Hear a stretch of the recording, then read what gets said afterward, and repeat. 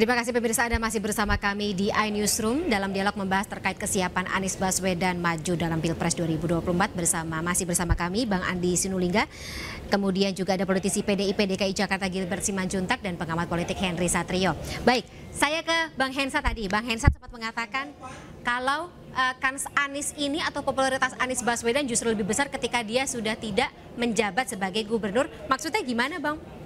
Ya, sebagai gubernur dia itu punya batasan, Fani. Jadi kalau dia pergi ke Jawa Tengah misalnya, dia ditanyain ngapain gubernur Jakarta ke Jawa Tengah. Atau misalnya dia pergi ke Lampung, ditanya juga ngapain gubernur Jakarta ke Lampung. Tapi pada saat dia selesai sebagai pejabat, gitu ini sama semua. Sayangnya memang Mas Ganjar atau Pak Ridwan Kamil harus menunggu setahun lagi untuk bisa sebebas Anies Baswedan gitu ya. Nah, tapi dengan dia selesai nanti, dia akan bebas berkeliling dan relawannya ini yang kemudian akan menyiapkan panggung-panggung kecil untuk dia. Panggung-panggung yang memang mendekatkan diri Anies Baswedan kepada masyarakat gitu. Nah, apakah kemudian statement kesiapan dia ini bentuk dari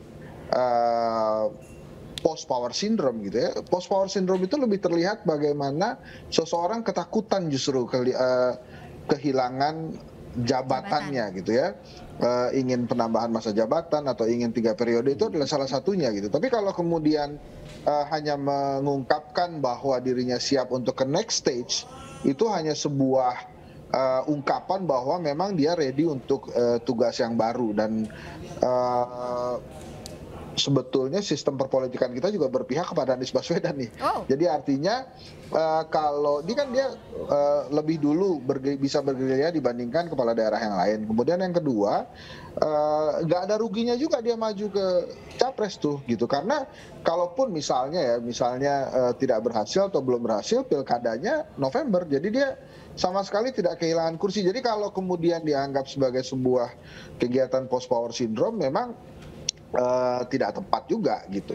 Nah, justru ini adalah momen yang penting juga. Dalam buku yang saya tulis misalnya Mbak Fani, ada yang namanya momentum politik, dan Anies sudah menemukan dan menciptakan sebuah momentum politik dirinya pada saat menjawab pertanyaan kesiapan dirinya menjadi presiden di luar negeri, dan itu ternyata teramplifikasi dengan baik di Indonesia. Makanya menurut saya sekarang tugasnya Anies Baswedan adalah memang menyelesaikan masa jabatannya itu selesai gitu ya, dan kemudian sebagai orang yang memang menjadi salah satu calon pemimpin di Indonesia, ya dia akan mempersiapkan dirinya menjadi milik Indonesia, bukan lagi menjadi milik Jakarta saja gitu, Fani. Cuma belum ada kendaraan politiknya kan ya, Bang Hensat?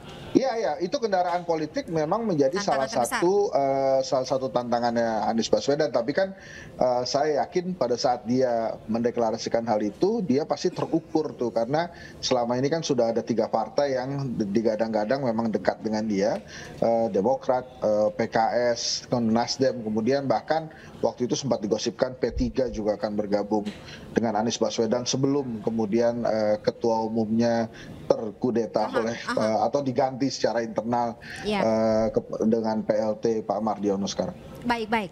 Bang Gilbert, gimana itu?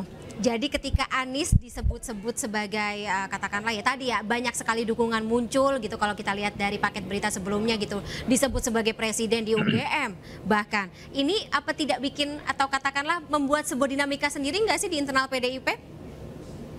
Kita tidak melihat sebuah dinamika yang berlebihan, ya ada dinamika mungkin di dalam berita, dinamika juga kan. Tetapi kalau soal mengeluh-elukan, Bung Karno kurang dielukan apa dulu, tetapi dalam waktu singkat kemudian mereka yang mengeluh-elukan itu juga yang menghujat. Dalam sejarah itu bisa berubah dalam 1 hari. Kristus itu hari Kamis, itu hari Rabu dielukan. Hari Kamis sudah dia bilang salibkan, dan itu orang yang sama. Itu dalam sejarah ya, saya tidak bicara dalam hal iman ini, dalam sejarah. Nah, artinya kalau soal mengeluh-elukan ya silahkan saja, tetapi sejarah mencatat justru orang yang mengeluh-elukan bisa berubah dalam 1 hari, berubah menjadi menghujat. Lalu kemudian kalau kita melihat apakah ini akan mendadak kemudian sesudah dia tidak menjabat, apakah kemudian menjadi dapat kans lebih baik untuk kampanye? Betul, tetapi akan mengangkat. Saya sudah melihat waktu Bung Anies pergi ke musyawarah daerah, Muswilda ya, di P3 di Jogja masih menjabat gubernur, artinya powernya masih full, tidak juga disambut dengan baik di sana. Sehingga saya juga harus melihat by data ya. Saya juga melihat bahwa mungkin tidak semudah itu juga, bahwa sesudah kemudian datang tanpa ada partai politik yang jelas dan kemudian belum jelas sebagai calon presiden, lalu datang ke daerah kemudian akan mengangkat, karena melihat kasus yang waktu dia ke Jogja pas lagi COVID di Jakarta ditinggalkan, dia malah pergi menghadiri musyawarah P3 di Jogja, yang saya katakan itu urusan Sultan Jogja, bukan urusan gubernur DKI. Urusan gubernur DKI ya COVID di DKI. Tetapi kalau kemudian itu mau dimanfaatkan untuk kampanye ya sangat mungkin, dan itu saya kira satu-satunya jalan untuk menaikkan elektabilitas, juga untuk menaikkan daya tawar beliau kepada partai yang lain. Tetapi apakah kemudian partai yang lain itu akan melihat beliau sebagai capres? Saya sangat melihat kemungkinan melihat elektabilitasnya naik apa turun. Karena kemudian elektabilitas yang turun tidak akan membuat partai politik manapun melirik.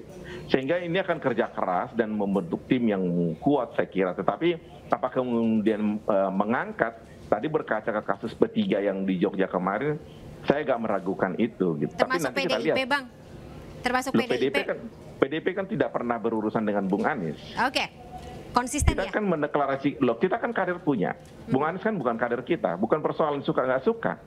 PDIP itu adalah partai yang mendidik kadernya, dan kita terima uang dari pemerintah, kita konsisten mendidik. Makanya saya katakan parpol gagal yang mengambil caleg atau capres bukan kadernya, artinya dia gagal mendidik gitu.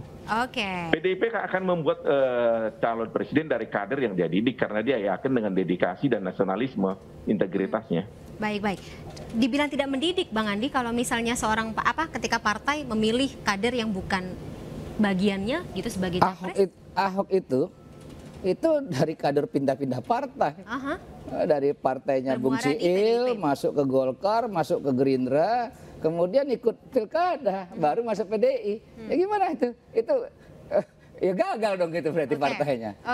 Ini kalau mau kita buka lagi ini banyak sekali nih. Kalau ngelihat presiden ya, kalau dikatakan Pak Jokowi juga nggak pernah di pengurus partai kan di PDI, kan cuma kader aja. Emang pernah di pengurus partai? Coba luruskan saya. Pernah nggak di pengurus partai? Sepanjang saya mendukung Pak Jokowi 2 periode, yang saya tahu kita sejarahnya tidak begitu. Kita mengatakan pengurus partai, kita mengatakan kader. Tadi. Gimana, Bang?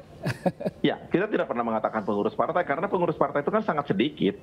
Jadi bukan hal pengurus partai, tetapi sebagai kader yang kita sudah tahu integritasnya, maka akan dipilih. Selama kita yakin integritasnya, itu yang akan dipilih, bukan kemudian berapa lama segala macam, tidak. Karena ada fit and proper test di internal yang sangat-sangat rahasia dan sangat-sangat proper untuk menemukan siapa calon yang baik, dan sebegitu ditentukan oleh ketua umum, maka mesin partai akan mendukung. Itu yang ada di PDI. Sehingga kalau kemudian kita melihat bahwa ini tidak cocok dengan nilai yang kita anut di dalam PDI Perjuangan, maka ini tidak akan dipilih, dan mesin partai pun akan bergeraknya itu kalau kemudian melihat ini tidak firm sebagai seseorang yang sesuai dengan norma yang nilai yang kita anut, maka mesin partai juga tidak jalan. Dan itu pimpinan partai kami sangat yakin dengan apa pilihannya akan dijalankan di bawah. Makanya mesin partai jalan selama ini. Tapi kalau misalnya tadi ketika sudah ada partai-partai yang akan meminang Pak Anies Baswedan gitu, PDIP masih tetap optimis dengan calon usungannya Ibu Puan ya saat ini ya, untuk bisa berkompetisi di Pilpres 2024, Bang Gilbert? Kenapa tidak? Apa yang membuat Anda ragu dengan PDIP? PDIP itu partai paling konsisten, kenapa tidak? Saya nggak ragu, saya bertanya Bang Gilbert. Iya, kita paling konsisten dalam pilihan. Menang kalah itu bukan sebuah target, tetapi bagaimana menjaga konsistensi kita dengan membawa nilai-nilai yang kita anut di dalam PDI Perjuangan, itu yang selalu dipilih. Apakah kemudian kekalahannya Bung Ahok di 2017 itu sebuah kekalahan? Nyatanya kan apa yang terjadi sesudah pilihan gubernurnya Bung Anies? Apakah kemudian kita mengajukan calon yang salah? Kan tidak. Masyarakat bisa menilai bahwa Bung Anies itu bukan pilihan yang baik, dan itu bisa kita lihat dari banyaknya kegagalan program yang dia bikin gitu loh. Jadi kita tidak pernah mengatakan kita kalah, kita salah dalam memilih, tidak. Masalah kalah menang itu urusan kedua. Tetapi ideologi partai kita jalankan dengan baik begitu. Oke, baik. Saya ke Bang Andi. Sampai ada deadline nggak sih? Pak Anies sendiri mengatakan ada deadline nggak sih? Partai-partai mana saja atau partai-partai mana saja yang diincar gitu? Belum. Jadi belum. PDIP nggak masuk dalam pertimbangan? Kalau kita lihat ini tanggal 16 ya. Jadi kalau yang saya tahu nih Agendanya itu adalah mengontrol program-program yang sudah berjalan nih. Contoh, waduk-waduk yang dulu dijanjikan Pak Jokowi.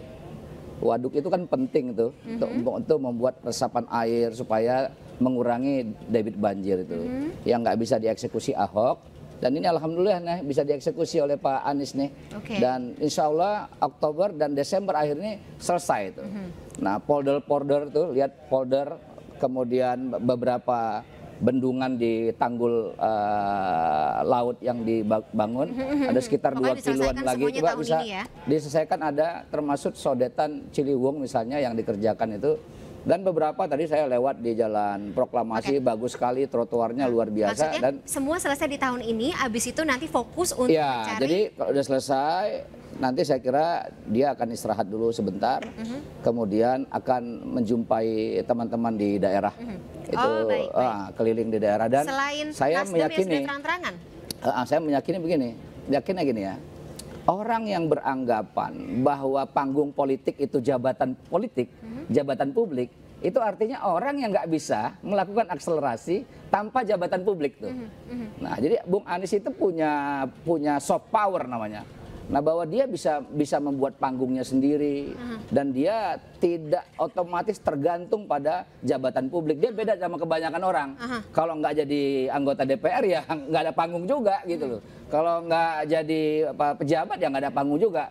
Jadi memang kadang-kadang kesadaran kayak begitu kita mau tularkan bahwa kesadaran consciousness kita itu, kesadaran kita itu kita pikir orang juga kayak kita gitu. Tapi selain ada satu partai yang memang sudah terang-terangan gitu, ada lagi nggak sih yang sudah mau katakanlah pendekatan gitu, sudah 80% akan mengusung Pak Anies?